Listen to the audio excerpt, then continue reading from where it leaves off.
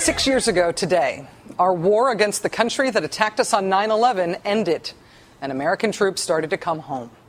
At least that's the impression you would get if you went back and read George Bush's infamous Mission Accomplished speech, which our friend Keith Olbermann still uses as a benchmark in time to sign off his show every night.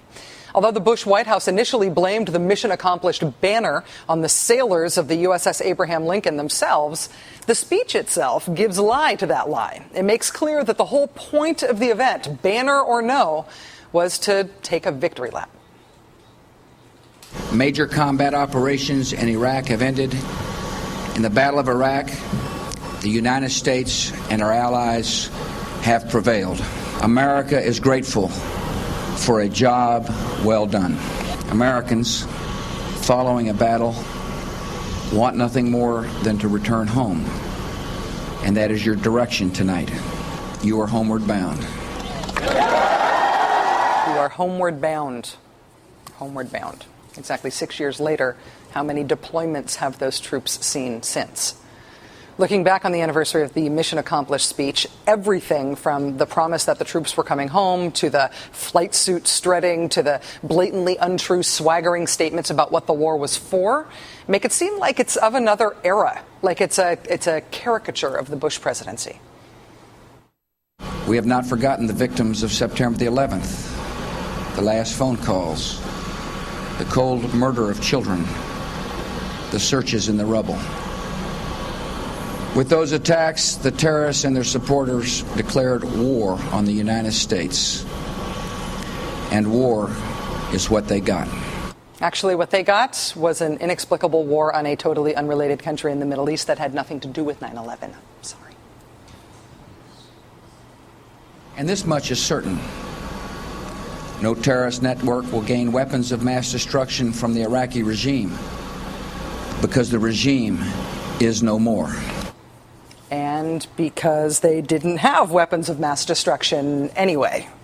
And even if they did have those WMDs, you think that getting rid of the regime would have made sure that they ended up in safe hands while you abandoned the country to looting and anarchy and civil war and death squads? You think those non-existent WMDs would have just magically found their way into a vault or something? You know, yelling at George W. Bush's speeches about the Iraq War, I realize, is very last year. It's very pre-Obama. It's old news, like the Iraq War itself, right? Except for the fact that it's not. Today, the U.S. military announced that 3 more American troops were killed in Iraq in combat operations in Anbar province. We've still got 142,000 American troops serving there. And if you're really ready to go tripping down what feels like memory lane but is actually totally still going on and has never been fixed, consider this legal news about what is still the largest private for-profit contractor in the war zone, KBR. You might remember our coverage on this show of KBR's contract to provide electrical work for U.S. facilities in Iraq. At least 18 American troops are believed to have been killed by electrocutions there. What we've got here is a photo that was provided to us by Debbie Crawford, a former KBR electrician who became a whistleblower about the company's shoddy work in Iraq. Boy, that's a very small photo. That's a shame.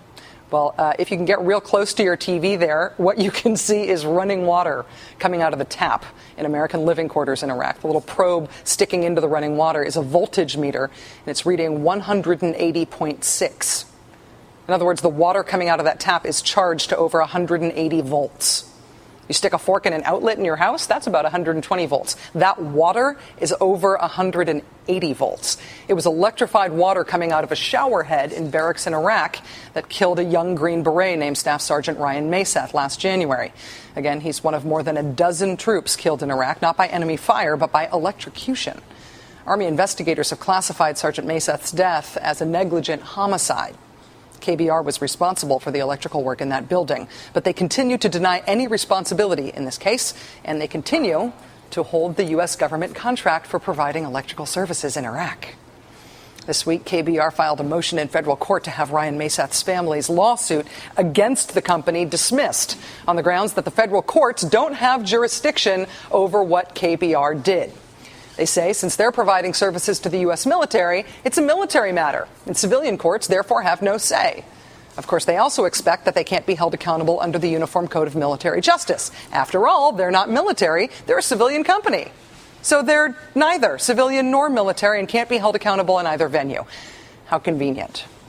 In that courtroom in Pittsburgh this week, on the 6th anniversary of the Mission Accomplished speech, KBR re-upped its efforts to avoid paying any penalty for the lost life of one very promising young elite Army soldier. And on this 6th anniversary of the Mission Accomplished speech, we are reminded that no U.S. official has ever paid any penalty for the made-up out-of-whole-cloth lie to the country about why we started the ongoing war in Iraq in the first place.